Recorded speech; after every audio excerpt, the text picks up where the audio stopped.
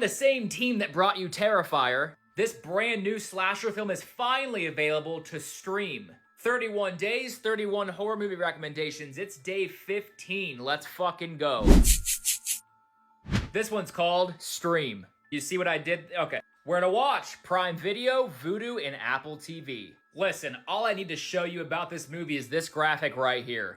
This cast is stacked. We've got Art the Clown himself, David Howard Thornton, Barbara Crampton, Jeffrey Combs, Bill Moseley, Tony Todd, Daniel Roebuck, Daniel Harris, Tim Reed, Charles Powell, Felissa Rose. The movie's fucking stacked. In short, this family is trying to spend some time together, so they take a vacation. But turns out this hotel is being used as a venue for an online game, where these 4 players are competing to rack up points for the most creative kill. And you already know if Damien Leone's handling the practical special effects, these kills are chef's kiss. So if you're looking for a new, fun slasher film with some great gore and practical special effects, definitely give Stream a watch. With all these icons, if you're a fan of horror whatsoever, you just have to. And be sure to check in tomorrow for day 16. In the moonlight, my honey, I know with the dawn that you will be gone, but tonight you belong to me. Way down along the street, how very sweet it would seem once more just to dream in the silvery moonlight.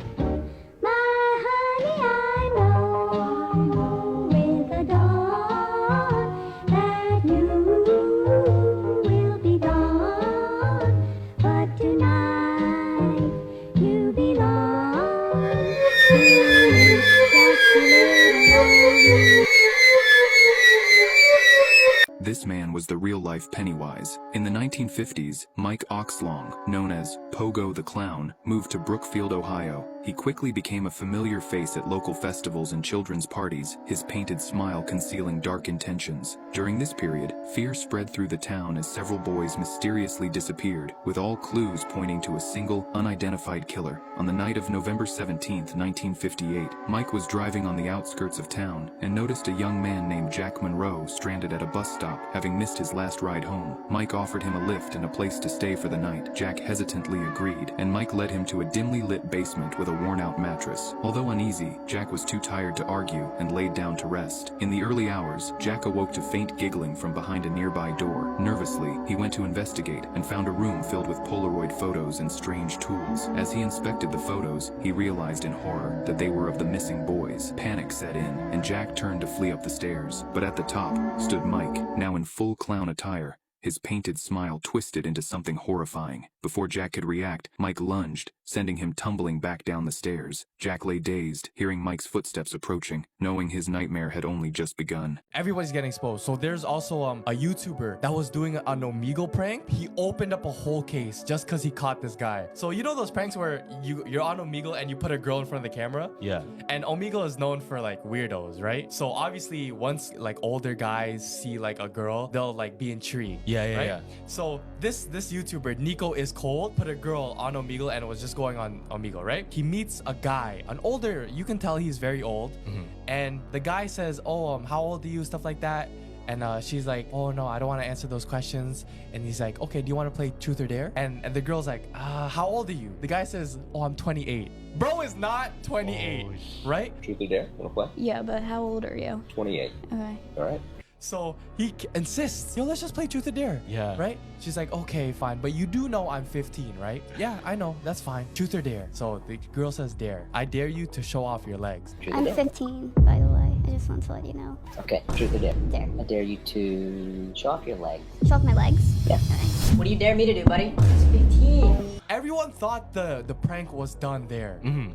One kid in a school shared the video around, and apparently he was the band director in a school, right? So once that video got a hold of everybody, they're like, that's my teacher, that's my teacher. It was crazy because that guy is like hella old, and the wife works as a biology teacher in that In the same school. Oh, They shit. both suddenly leave.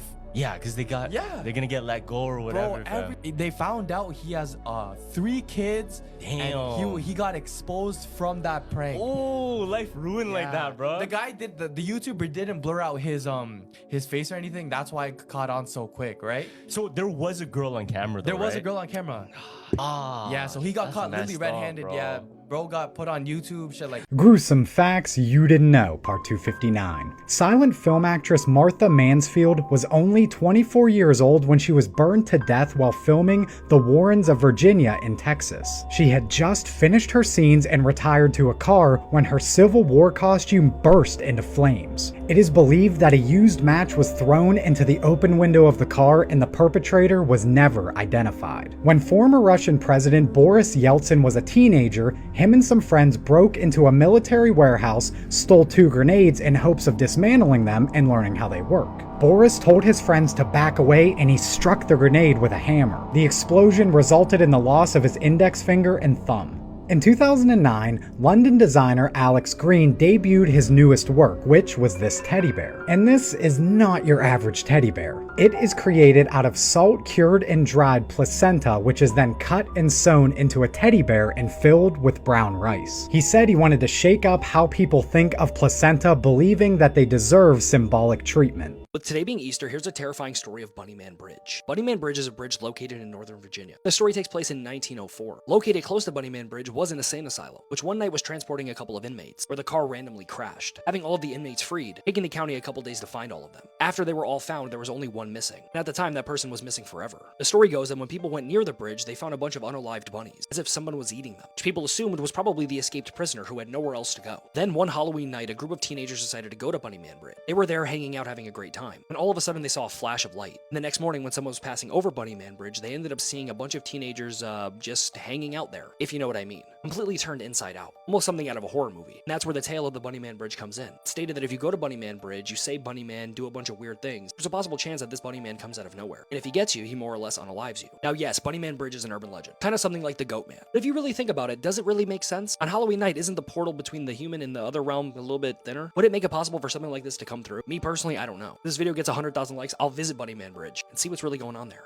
There is a monster lurking in Australia. This is the Bunyip, and according to Aboriginal legend, this terrifying cryptid is said to lurk along the Murray River, as well as in swamps, billabongs, creeks, and other waterholes. Its name in the Wemba Wemba language translates to devil or evil spirit, and it has a taste for human flesh, and its booming cries are said to cause disease. It has various descriptions, but it's often said to have a crocodile-like head, a dog-like face with sometimes a duckbill, dark fur, a horse-like tail, flippers, and even tusks. In the early 1800s, explorers in New South Wales would find sets of massive bones from some unknown creature, which was later dubbed the Bunyip in 1845. And as it turns out, the bones that were found were misidentifications of known animals like cattle or horse. But some people were seeing something out there, like Edwin Stockweller, who in 1857 made this Bunyip drawing, and although he didn't see the whole creature, he believed it was actually something like a large fur seal. Some think that the Bunyip legend stems from Aboriginal people encountering a real animal called the Diprotodon, which was a giant marsupial that went extinct thousands of years ago. But what do you think? Make sure to leave a comment and let me know what country you want to hear about next. Up until the age of 14, I always had a fear of clowns, ever since I was first greeted with one at the age of 5 at a county fair. On a cold Tuesday night in November during break, my parents were on vacation and my sister and brother were out for the night. My friend, who I'll refer to as B, wanted to come over so that we could walk to the fair a couple blocks away. So he did. We walked to the fair, which happened to be in a big empty parking lot. We walked around for a little while and played some of the carnival games. Then we ran into a clown. He didn't speak, he just smiled, bopped around, and made silly hand motions. He resembled more of a mime than a clown, and he seemed to inch his way closer to us every few seconds.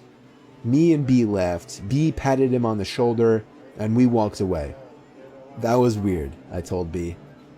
That was more creepy than weird, said B. We were walking back to my house now on the sidewalks of the quiet Tuesday night neighborhood roads, and that's when we heard something from behind us. It was a pair of footsteps.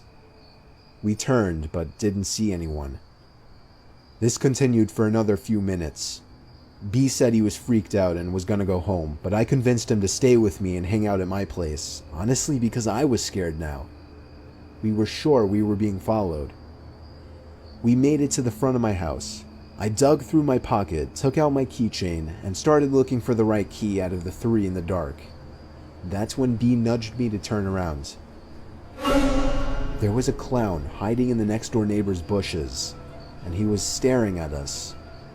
When he noticed that we had spotted him, he emerged from the bushes and started walking over to us. I began to panic, trying each of the 3 keys until the door finally opened.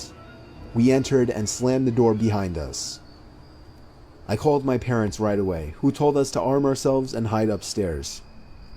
We went up to my little brother's room and looked out the window.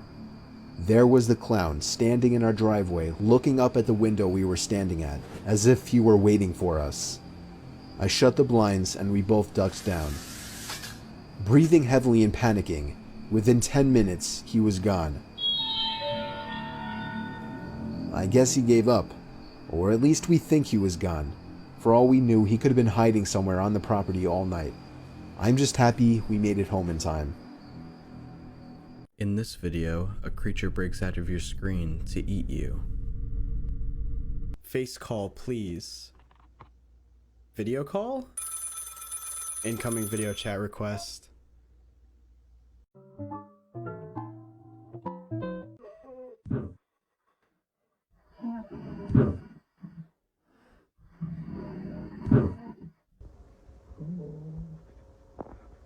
Hello?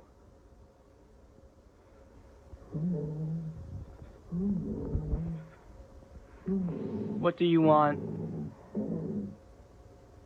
What do you want? It's talking.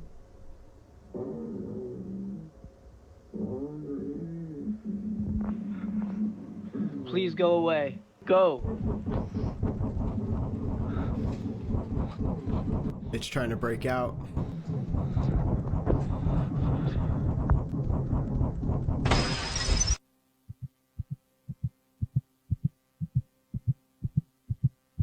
Its hands are like needles or something.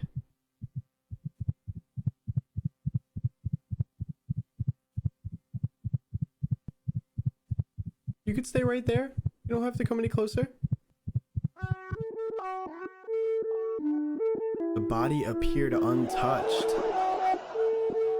The Red Heifer sacrifice ritual. What is it really? Let me summarize this for you. In Judaism, Jewish people are impure, and for them to be purified, they must sacrifice a very rare breed of red cows known as the heifers. Now, the cow must pass a certain list of criteria, like having no spots, never bred, must be a certain age, doesn't have black or white hairs, etc., etc. And then afterwards, they must light this cow on fire, involving some cedar wood and sage. I'm not really aware of the technicalities. But then they use the ashes of this cow for purification of the Jewish people. This sacrifice ritual must be done in Jerusalem, facing the third temple location, which is the Aqsa Mosque. These cows are super rare. The last time this ritual was done was 2,000 years ago. Israel has found 5 cows that meet this criteria in Texas. They bought them for $500,000 and then flew them to Israel over a year ago. And the sacrifice will commence in Jerusalem before the 8th of April, which is next week. But what is the purpose of this sacrifice ritual? Number 1, purification for Jews, and number 2, the coming of their Messiah. And to us Muslims, this Messiah is the Dajjal, the Antichrist. It is not the Messiah that we await. This is not an ordinary sacrifice. This is a sacrifice to the devil. I'm sure some of you will say in order for the Dajjal to come, he's not supposed to be mentioned in the minbar for many years. But I can argue with that because the Dajjal has not been mentioned on the minbar in most regions for many years. So is he coming? Probably, yes. If they do the red heifer sacrifice, destroy the Aqsa Mosque, and build a third temple, he will come. Did you guys get that little news clip from President Biden when he was in Texas, referring to the roofs? These areas that are burned to the ground, you'll see in the midst of 20 homes that are just totally destroyed, one home sitting there because it had the right roof on it. There's like a sheriff in the background. He just kind of did like one of these like. Why would he even say anything like that? I don't know. Why would you say anything about roofs? Maybe Joe Biden watches our podcast. Joe, thank you. He was probably our 1 million subscriber. Playing devil's advocate, though, what else could that possibly mean? I don't know. Maybe they have Flame home designs. retarded? Yeah, that it's like fireproof. Fireproof. Kirk Cameron's house. Cameron. Thank God. He is fireproof. Yes, he is. I thought that was weird. She sees invisible things just before declaring her death. Can you see this little pink girl here? The pink girl? You can't. No, I can't see the pink girl. Is she Chinese or Oriental? Pardon me? Chinese or Chinese?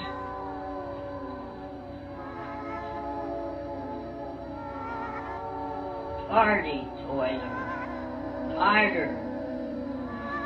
They're having a party? What kind of, is it a birthday party with kids? Who's having the birthday party? I don't know.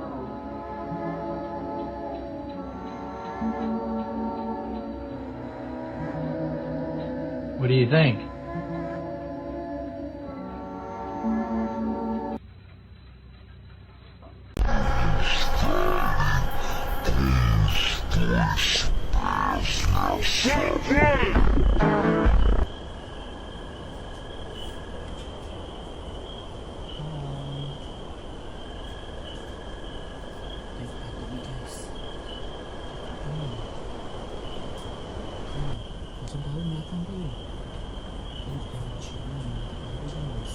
Oh my God, bro, that's a whole dinosaur.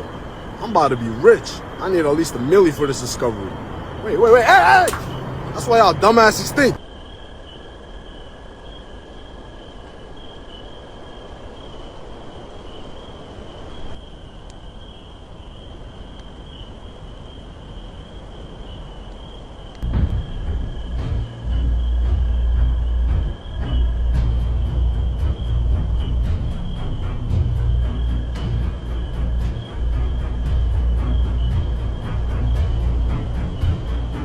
You know Jaws was based on a true story? No, it wasn't. Yes, it was. It was actually in New Jersey. Jersey? Yes. So this is what happened, right? There was like a bunch of shark attacks in New Jersey in like 1906, like mad early. It was in July 1st on the Jersey Shore by Atlantic City. There was a guy who before dinner, he wanted to go swimming, night swimming. So he went to the ocean and then he started screaming. They say he got attacked by a shark, like the shark bit his legs off. 5 days later, on July 6th, there was a man and a great white shark attacked him and bit him in the abdomen. And he bled out in the water. So then 6 days later, July 12th, there's a creek in Matawan that connects to the Raritan Bay. There was a guy who was walking over a creek and he seen an 8 to 10 foot shark. Up the river, there was 2 kids that was playing in the water with their dog. One of the kids got attacked. They got dragged to the bottom. There was like somebody walking by and he tried to help the kid. And he found the kid. He picked him up. The shark attacked the guy. So it was one shark? It was one shark, and they couldn't find the shark until one guy was fishing in the Raritan Bay, like in Atlantic, and then his boat got attacked by a shark. And when the shark was about to get him, he was able to like it. And they opened his stomach up, and it had 15 pounds like human bones and like flesh in it, bro. Leah is 10 years old and lives in a huge creepy house with her parents and her older sister. Her father is not very present because he's always occupied with work and his duties. I'm Chuck. I'd love to be your movie guy. Hit the like button. Give me a follow. Her mother, Sarah, is very cold and distant, and Leah has extremely disturbing dreams at night. She sees a young girl in her visions. She's also drawn to her mother's locket, and one day she decides to steal it and discovers a lock of hair in it. Then she loses the locket. Martyrs Lane is not your typical ghost story. This is a ghost story in a film that deals with grief, trauma, and the parallels of being present in parenting, and what children will do to occupy their time if you are not in the present. Sometimes they will make an imaginary friend, and sometimes they will give in to their trauma and live through their nightmares. This is a slow burn mystery type story. If you're looking for shock and gore, it's not present here, but if you're looking for an exceptionally well-written story that you have to figure out all the way to the end, then this is for you. The 2 actors in this film, the children, are absolutely phenomenal. This film is haunting, extremely creepy, and it packs an emotional punch with its payoff. I found this on Shudder and I took a chance on it, and I'm really glad that I did. It left me with many questions, and it made me think about my own life and how present I am in other people's lives. This is definitely not a movie to scroll on your phone or talk through or anything like that. This is something you want to lock into, pay attention, and reap the reward. I'm Chuck. I'd love to be your movie guy. Hit the like button. Give me a follow. After she cheated on her husband, he put a terrifying animal in her car. It looks like he's back in the front seat. I think he knows that's where he got in.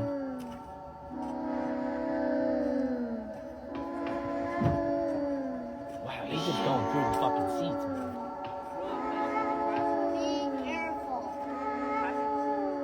His lounge? Oh, so he broke that.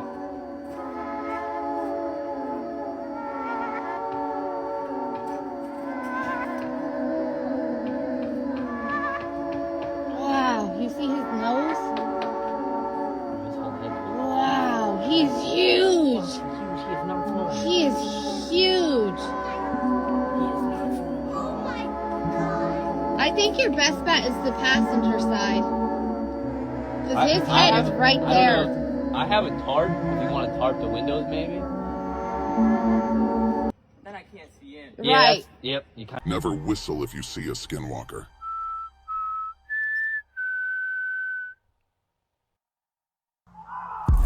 Yo. Whoa. We need to go. Whoa. Run. Go. What the hell? Inside. Close it. I did. Huh?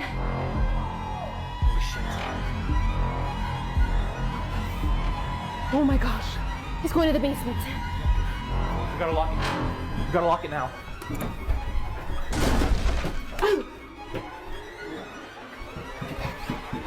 on. Up. Oh shit! Oh my god. Oh my god.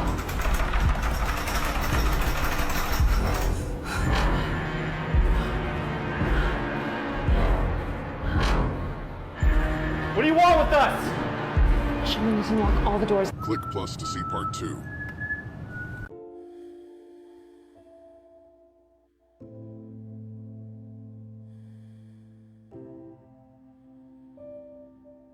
I'm Chuck. I'd love to be your movie guy. Hit the like button. Give me a follow. I've never wanted to go inside my TV screen and inflict bodily harm upon a character like I do at the moment right now, and I have never felt so fucking enraged by what I just watched and so goddamn sad that monsters like this exist. This is The War Zone, the only film directed by Tim Roth, Ray Winstone, I'll Never Look at the Same, Laura Belmont, one of the most profound performances I've ever seen. This fucking leveled me. Trigger warnings for everything. It's about a family that has a dark secret, and this is so fucking real, especially in light of all the Nickelodeon news and all that shit. This fucking movie absolutely crushed my soul.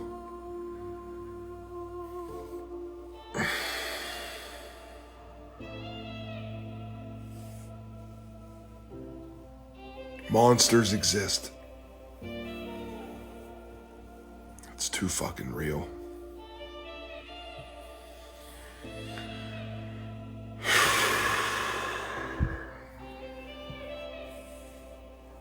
Hit the like button. Give me a follow. Good evening. I didn't forget this time.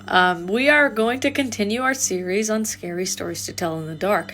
This story is called The Red Ribbon. Some of you already know it as the green ribbon, the velvet ribbon, the red satin ribbon, but this story is called The Red Ribbon. Let's begin. Bill whistled as he strolled through the park. He was on his way to meet his girlfriend, Sally. He could smell spring in the air. He jingled the engagement ring in his pocket and thought about asking Sally to marry him. Sally sat down on a park bench and Bill kneeled down in front of her. "Sally?" Bill said. "You are the most beautiful girl I've ever met. I love you and I want you to be my wife. Will you marry me?" Sally laughed and said, "Yes, I will marry you. Oh my gosh." As Bill gazed lovingly at his bride-to-be, his eyes lingered on the red velvet ribbon Sally always wore around her neck. "Why do you always wear that red ribbon?" Bill asked. Sally said, "Bill, I must never take off my red ribbon." Bill smiled at Sally and left the ribbon alone. Bill and Sally were married that June. Bill found a lovely little house in a nice neighborhood and they moved in. Bill bought Sally many party dresses, but Sally always wore her red ribbon with each outfit. Bill thought this was odd. Sally just smiled and said, "I must never take off my red ribbon." After a few years, Sally found out she was going to have a baby. This news delighted Bill. Sally talked with her friends who had babies. Bill talked with his buddies who had children. They talked together late into the night about what they had learned from everyone. When the big day came, Sally said, "Please tell the doctor I must not take off my red ribbon." Bill was frustrated, but he promised Sally that he would tell the doctor. After the baby was born, Bill gave Sally flowers. "Thank you for the flowers, Bill," Sally said, "and thank you for telling the doctor I must not take off my red ribbon." Bill did not understand why the red ribbon was so important. "Do you want to hold little Billy?" Sally asked. Bill, Sally, and little Billy lived happily for many years in the small, lovely house in the nice neighborhood. When little Billy was a baby, he would sometimes reach for the red ribbon around his mother's neck. Sally would gently take his little hands in hers and coo at him, saying, "Mommy must never ever take off her red ribbon." The red ribbon has frustrated Bill for a long time. He loved Sally with all his heart, but did not understand her need to wear the red ribbon. After many years, Bill had an idea. "Our anniversary is coming up. I will buy Sally a beautiful necklace. She will take off that old red ribbon so she can wear the beautiful necklace." Their anniversary came. Bill took Sally to a fancy restaurant overlooking Central Park. They had a delicious meal. Then Bill gave Sally a velvet box with a beautiful diamond necklace in it. She opened it, smiled, and tears came to her eyes. Bill put the necklace around her neck and started to take off the red ribbon. Sally stopped him.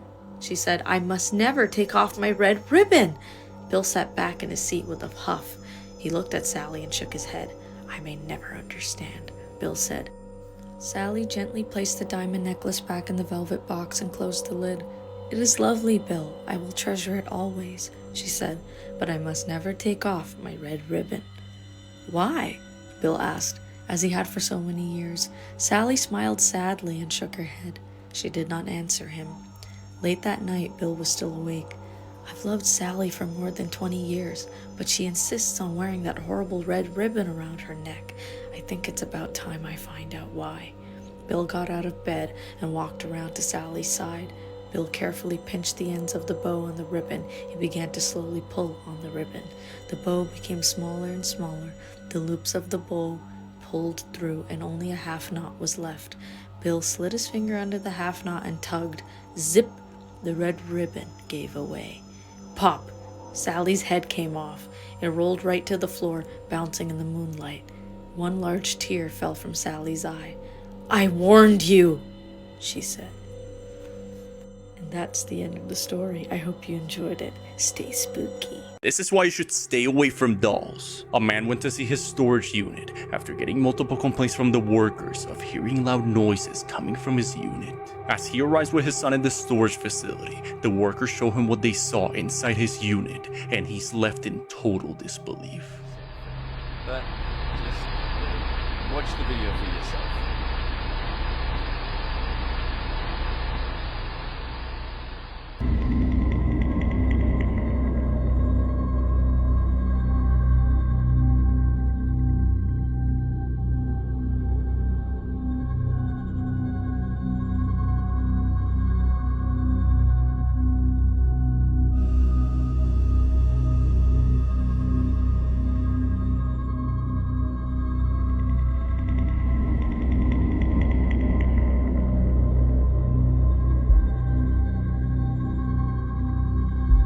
The doll can be seen standing upright as it stares at them through the cameras. The man explains that he simply bought this antique doll at a swap meet and believes it's a valuable item. As valuable as any doll might be, seeing it move on its own should be enough evidence to get rid of it. Headless is without a doubt one of the most fucked up movies I have ever seen. It is disgusting, it is vile, and the brutality is just unimaginable. I'm Tyler, give me a like and a follow, and let me tell you about the endurance test that is Headless. Because that's exactly what this movie is. It's not a movie you watch for the plot. This is a movie to see how far and how long you can go with just watching the worst things imaginable. This movie has more trigger warnings in it than every horror movie I have made content for combined. The story is about a guy who had a terrible childhood, and he grows up to be an incredibly violent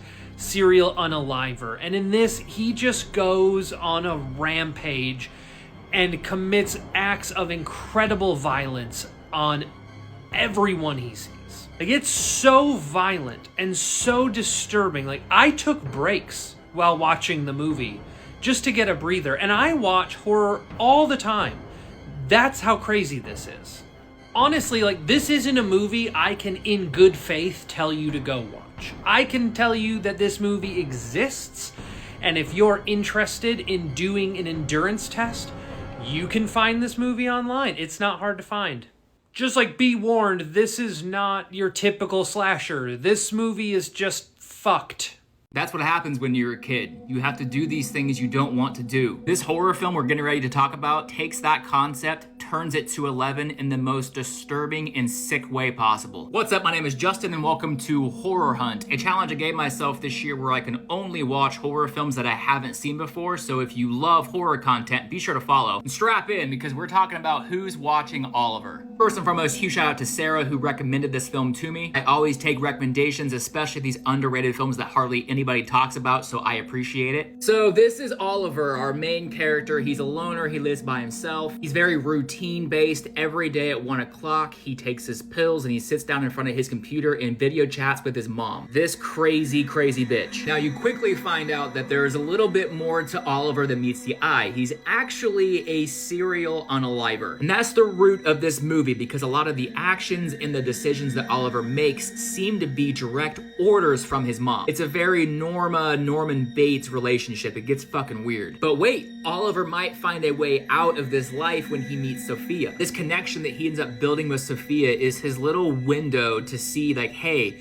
a new life is possible. Maybe life doesn't have to be the way that it has been up to this point. Maybe I don't have to roam the streets, find random women, bring them back to my house, and perform unspeakable acts upon them just because my mom says so. Because yeah, she watches everything that Oliver does to these women through the laptop screen. She's there directing orders every step of the way. And it's possible because I've been in this like growth and therapy mindset that this film spoke to me in a way that maybe it didn't speak to other people. But this film had a lot of deep layers within like what children do to adapt, to like survive their childhood, how they find comfort and love from their parents. Like how far do you go for the love and the compassion and like the approval of your parents? So yeah, if you're looking for a layered, disturbing, sick, highly contrast of a movie, one moment you're happy, you're almost feeling bad for Oliver, and then the next second it is just disturbing and sick and just hard to watch. If that sounds like your vibe, then Who's Watching Oliver is totally a watch for you. It's available on Tubi. And don't forget that Horror Hunt is happening all year, so if you love horror content, be sure to follow. Tell her the truth. Tell her the truth so that she will watch the stars through tears instead of following the one cold star that is her destiny. No, Wilbert. Let her think I never loved her. Be careful on March 1st. Because two good things can happen if you pay attention to this message. Are you doubtful? Remember that what we do makes us who we are. So treat this video with care. Click on the heart and the plus sign on my photo to have luck this month. The person you like will reach out to you in the next 24 hours. Use this audio even if it's just for you to listen to. There's someone, even though far away, who still thinks a lot about you and wants to have a serious relationship with you. Because they love you and want to be with you. Now I'll prove to you that this revelation is truly for you. Tap the green share button on WhatsApp, and if the first contact is a woman, you'll be lucky in love and money. Don't ignore this. Another piece of good news is that you might receive a lot of money unexpectedly. Wealth will enter your life this week. Don't ignore this message because good things are coming your way. If you want all of this to come true, leave a yes in the comments. You deserve the universe. Get ready to change your life for the better. Many blessings in your life. He heard a woman crying, but as he got closer, he sees this. A man by the name Rusty captured a horrifying moment at the Evergreen Cemetery in Judsonia, Arkansas. The gravesite is home to a statue named The Legend of the Ghost Mother, in memory of a woman who lost her life while searching for her missing son in that cemetery. One night, as Rusty's visiting the graveyard, he begins to hear the voice of a woman crying, so he sends out a drone towards the source and sees this.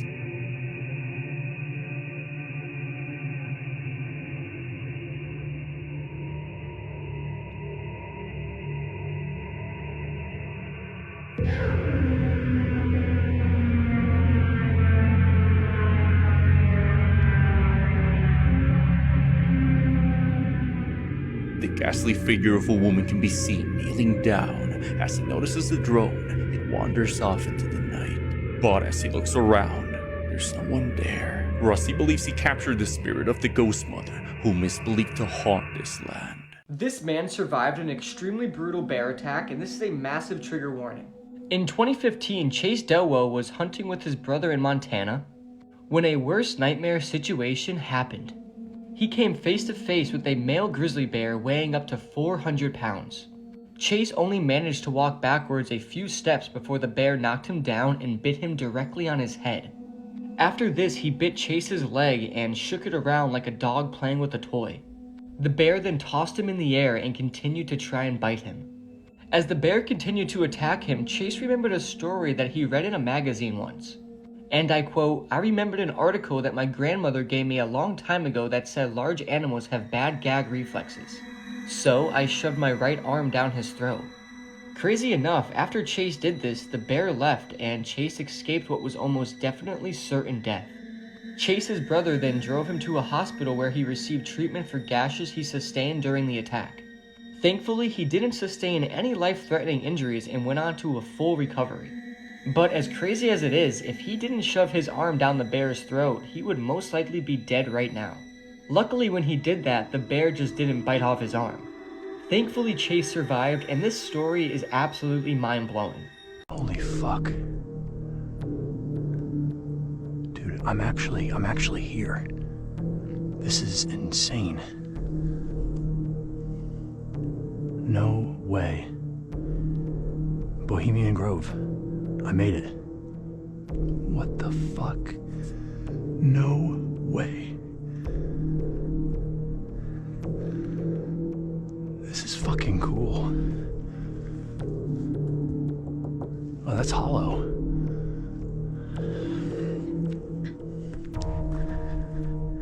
They need to fill this pond up.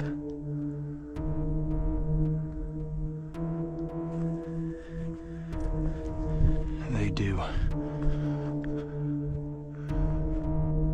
Yeah, that's the owl. A bunch of ferns have grown on it.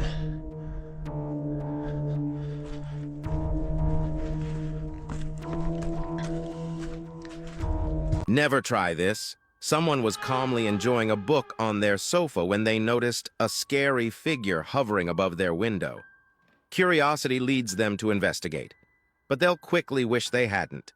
I'll reveal what happens at the video's conclusion, but remember, my protection extends only to those followers who've entered their name in the comments, hit the like button, and viewed the entire video. After sharing and clicking on WhatsApp, know that the third person to show up has a secret crush on you.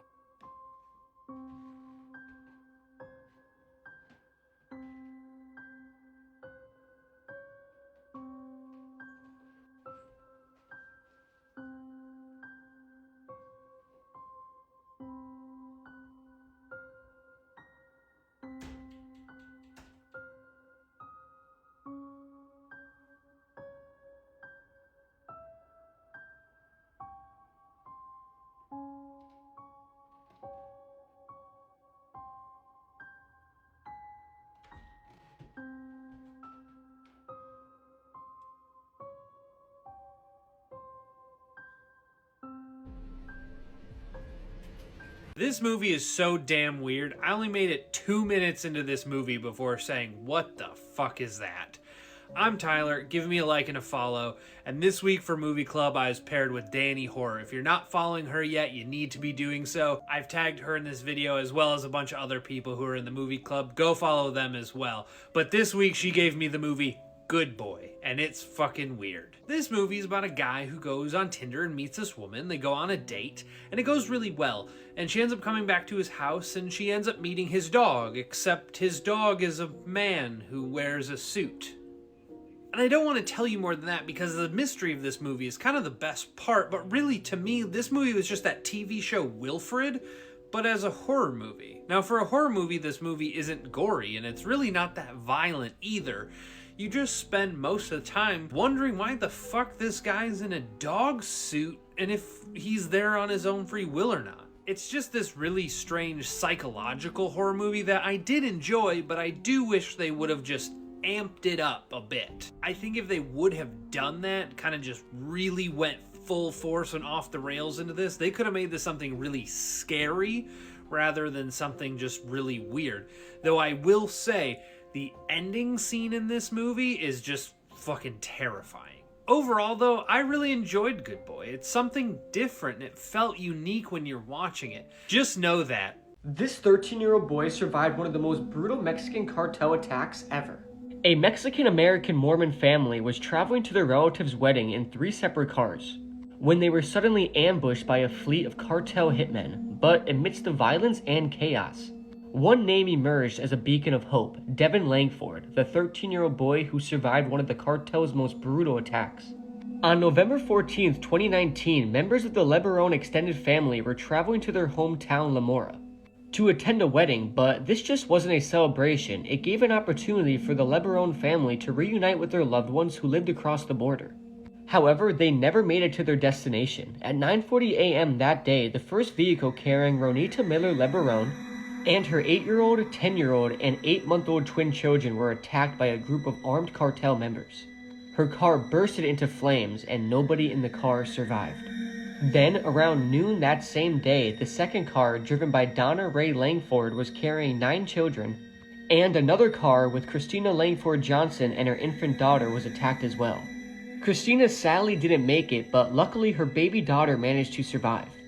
It was said before her death, Christina jumped out of the car with her hands up, indicating she wasn't a threat, while begging for her and her daughter's life, but the cartel didn't care. They killed her anyway.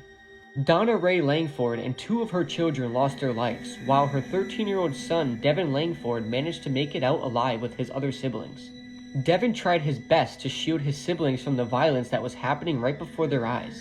But what was most heartbreaking was all the kids that made it out alive were injured during the ambush. These cartel members literally jumped out of nowhere and began firing their weapons at defenseless women and children. Devin was the only person who wasn't injured, and what he did next was absolutely heroic and traumatizing. Devin hid his siblings behind bushes and walked 14 miles back to the family home. It took him 6 hours to get back to the family ranch for help. The family then quickly contacted the authorities to search for their family members who were viciously attacked. Just imagine being a parent and seeing your child run home saying his mother was dead and his siblings were all injured.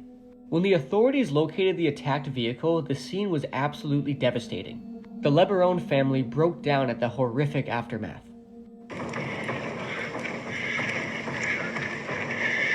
This is for the record. Nita and 4 of my grandchildren are burnt. Ronita Miller LeBaron's car was burnt to a crisp. They could only imagine the inhumane things inflicted on their loved ones. The surviving children were located and quickly transported to a hospital in Arizona. The ones who were not injured were escorted back to their parents.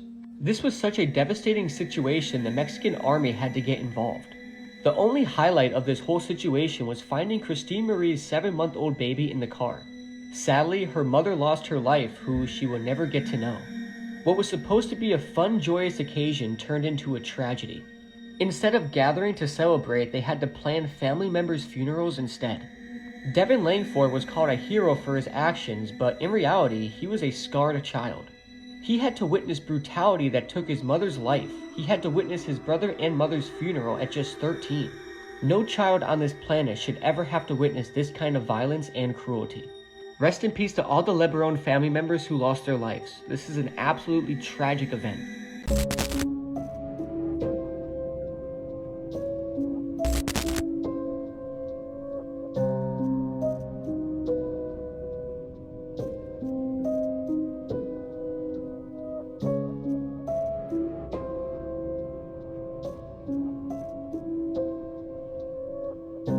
Did you know what the zombies are actually eating in Night of the Living Dead is actually just roasted turkey legs with chocolate sauce poured on top? Now you do. I put a camera on the grave of a couple buried only 6 days ago and discovered some terrifying things.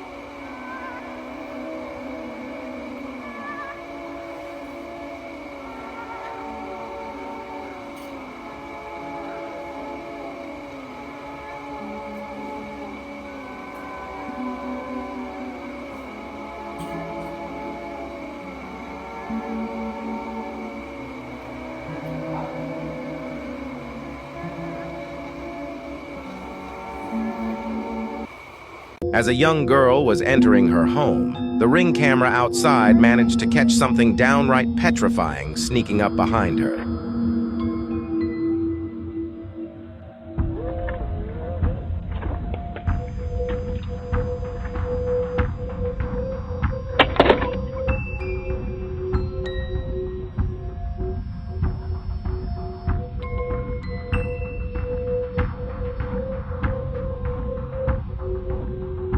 A faint, ghostly figure walked into the yard and stared ahead, directly where the young girl just was. It glided through the grass before standing completely still, ominously staring towards the house. He was out camping in the middle of the woods when he hears this. User Creepy Outdoors on YouTube recorded a horrifying and dangerous moment, showcasing why you're never truly alone, even while you're in the middle of the woods in the dead of night. The video starts off him camping in a location he's been to several times due to its Blair Witch movie aesthetic. I'm not sure if you guys ever seen the Blair Witch Project, but damn, this is just giving me Blair Witch Project vibes. But as he ventures deeper into the dark and quiet forest, he hears this.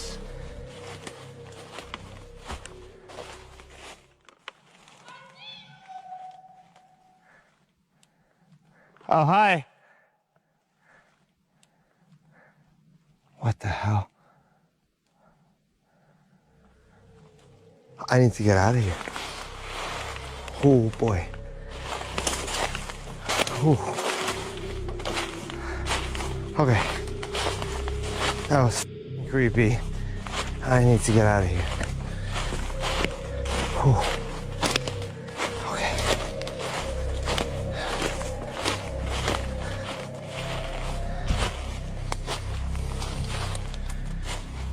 Calm yet horrified deep inside, since someone or something clearly said, "I see you," then remained quiet. As he tries to make his way back, he doesn't seem to notice something moving behind him.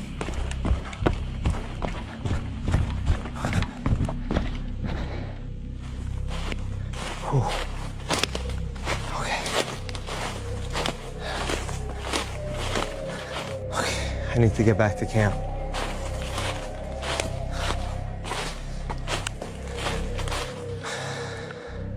It could have been campers, but this area is extremely secluded. I need to get back to camp.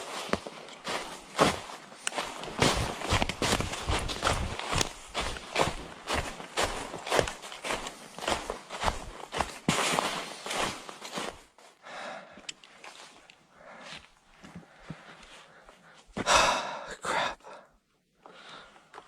I'll be right back. I may have to look on a map or something. It's this way. I can see my fire.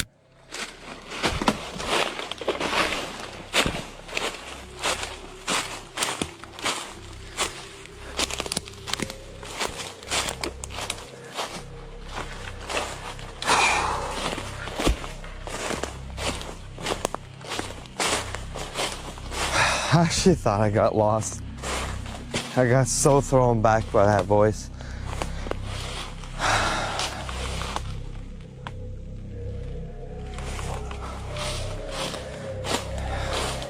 The man finally makes his way back to camp thanks to his campfire as he spends his last night there. Many viewers began speculating as to what this might be, some questioning its human properties by the strength and consistency of its vocals, while others worry it might be a psychotic individual. This angel is worse than Satan.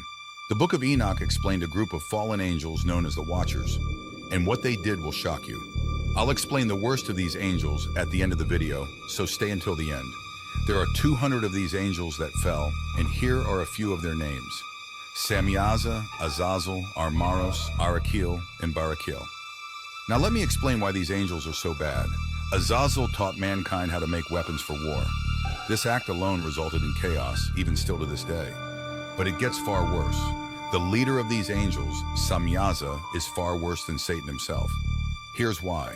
Not only was Samyaza the one responsible for leading every fallen angel to sin, he also led a series of experiments with the other fallen angels. They created a series of twisted, disfigured beings with human DNA and animal DNA. This whole story is spoken about in the Book of Giants.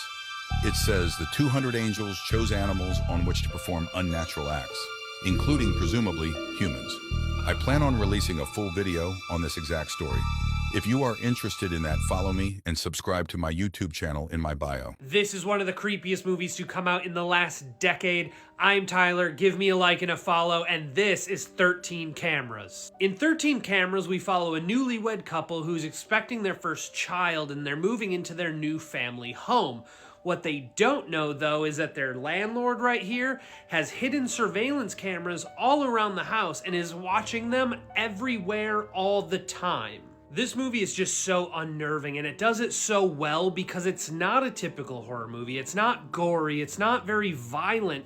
It just plays on that fear we all have of somebody somewhere watching us and we don't know it. Now, some of you might watch this and find it to be too slow, and I can agree that at times its slow pace does feel like it drags and maybe is a little repetitive.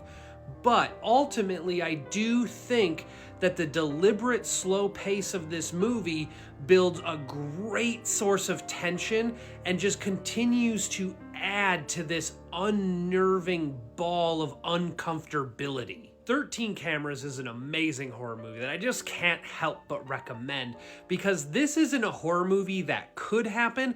This is a horror movie that does happen. And that makes this an incredibly uncomfortable movie to watch. So check this one out, and if you've seen it before, let me know what you thought about it in the comments. Hit that like and follow button, and I'll see you later. Woman telling us this story says that her name is Elizabeth, and this happened in Durango, Mexico. She says that this happened 2 years ago. She is a veterinarian, and she would always go to like very small towns to help with the animals. She said that one day around 3 in the morning, she receives a phone call from one of the ranchers who wants her to go and inject his horses. She mentions that it's normal because she had done it a couple of times before, because most of them want the horses to be good to go by the time the morning comes. She said that she decided to go. It was not that far away. It was like 50 minutes to an hour to get there. She said that she was passing by this ranch, and with her headlights she could see that there was a very tall woman up ahead. She said that the lady had like a long black dress, and she started to slow down because she thought that maybe the lady needed help. But something that she saw made her stop the car altogether. She said that she saw that the lady's skin was like hanging down really weird, but the part that got to her was that the lady was smiling like this very evil smile. She said that through her smile, like she could see all her gums, and something in her just told her to speed ahead, like speed past. And that's what she did, until she started hearing someone laughing in her back seat. Can you imagine? No. She said that in the moment that she heard the laughter, like her body felt paralyzed, and somehow she was able to turn around to see the woman in her car. In that moment, she stops the car, literally runs out, and is crying uncontrollably on the side of the road. She said that she tried to calm herself down, but like honestly she couldn't, and she decided to call the rancher that lived up the road ahead and tell him like, hey, like something happened. He didn't sound like worried. All he said to her was, I'm on my way. She mentions that For some reason, the way he responded made her get even more scared, and within 15 minutes, he came to where she was. When he got there, she said that he was like, get in, and she got in there with them and they went to the ranch. Once they got there, he was like, you need to like relax, calm down, and she was just like, let me do my job so that maybe it could relax me and I can forget about what just happened. She was injecting the horses and she was putting vitamins in them, and she said that she was just getting them ready because the following morning they were gonna have some races. She said when the sun was finally coming out, the man came and said if she wanted some coffee and maybe she can go into his house for a little bit, and she agreed. When she was drinking her coffee, he finally decided to tell her who that lady was. He said that his grandparents had told her about that lady and that she was a very beautiful lady. She was actually the most beautiful lady in that town, until one day she started dating one of the young men in her town, and eventually they got married. But they started to hear that their neighbors would actually hear the guy abusing her. They could hear when he would hit her and she would be screaming, until one day he was outside with his friends and they were all drunk, and his friends, trying to play a prank on him, lied to him and said that she was cheating on him with somebody else in town. They only wanted to piss him off in the moment, but he took that very seriously. So serious that he went home and physically abused her, ended up murdering her. When he realized that he had killed her, he put her in her car and dropped her body off in that road that she was on. And that is precisely where they found her and figured out what happened. He goes on to tell her that he's also seen her on that road recently. He tells her that if you come again around that time or any time and you see her, you just have to ignore her. He tells her that, you know, if you see her on the road, move to the other side of the road, just keep going, and more likely you'll stop seeing her because of his experience.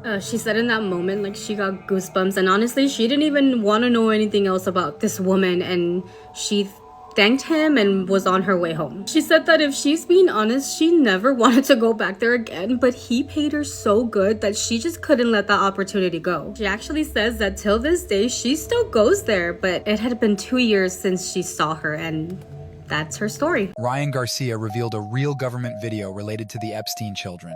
For trouble.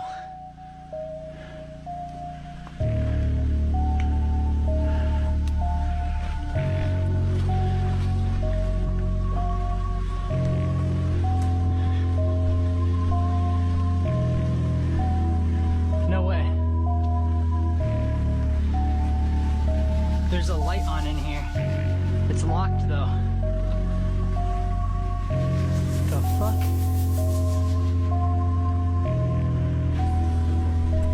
I mean, you can kind of see what's in there. I can actually...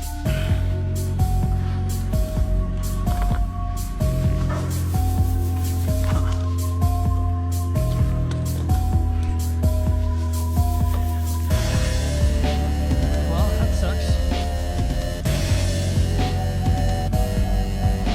Yeah, this is like... Skinwalker caught on camera.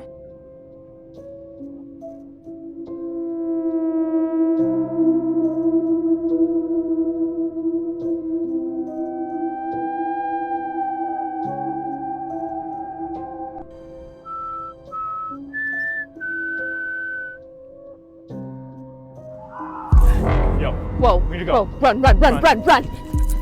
Go. What the hell? Inside. Close it.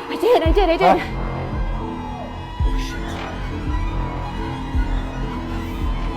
Oh my gosh, he's going to the basement. We gotta lock it. We gotta lock it now.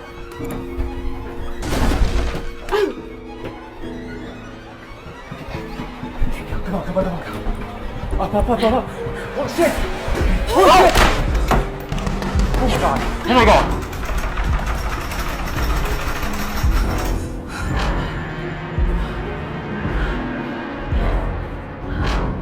This Skinwalker story will terrify you. This story is coming in from one of our TikTok followers. They say that they live in a small town near Appalachia, and they say that their small rural town has its own set of unexplainable, creepy shit that goes down there. He says that he has 4 dogs, one of them being Dakota, who's an 11-year-old chocolate lab.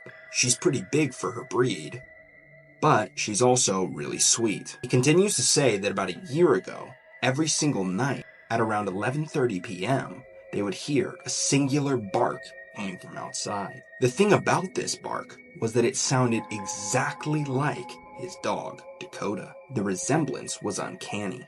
He says that the first time he heard it, he decided to go outside because maybe he forgot her out there. He says that he goes outside and it was dead silent out there. Usually you'd hear, cicadas, frogs, other bugs, the wind. Nature's pretty loud. But for some reason, he says, this time it was silent. He says that he felt really uneasy out there, so he rushed to go back inside his house. He then found out that Dakota, his dog, was sleeping in his parents' bedroom the whole entire time. He says that he didn't think too much of the barking at first, but after it persisted for about a week, him and his mother were really intrigued. So they started sitting up and waiting in the living room until about 11:30 at night when they would hear the barking start. He says that this continued on for months, and thinking back on it, he's starting to wonder if something was trying to lure him outside. But this one random night, at around 8 p.m., they started to hear moaning coming from outside, almost like a pained cow's moo. From upstairs, he saw that his dog was outside, and right next to his dog was this large dog coyote creature by the fence, and it was around the same height as their large fence. He decided to run outside to grab his dog. But when he gets out there, this humongous animal that he just had seen from the window is now a small hunting dog. And the next thing he knows is that it vanishes right in front of him. Another thing that was weird about it was that when he was nearby, it smelled awful, like literal death. So what do you guys think? Do you think this could be some sort of skinwalker type creature?